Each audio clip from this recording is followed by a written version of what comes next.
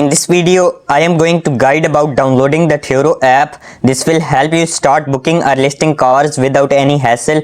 Just follow these straightforward steps to get started. 1. Open the App Store on iPhone or Google Play Store on Android. 2. In the search bar, type Turo and press enter. 3. Locate the official Turo app from the search results. 4. Tap the download or install button. 5. Wait for the app to download and install on your device.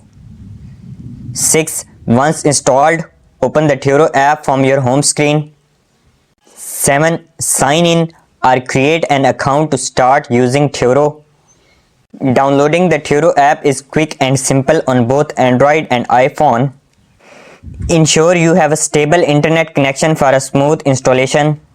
If you face issues, try restarting your device or updating your app store.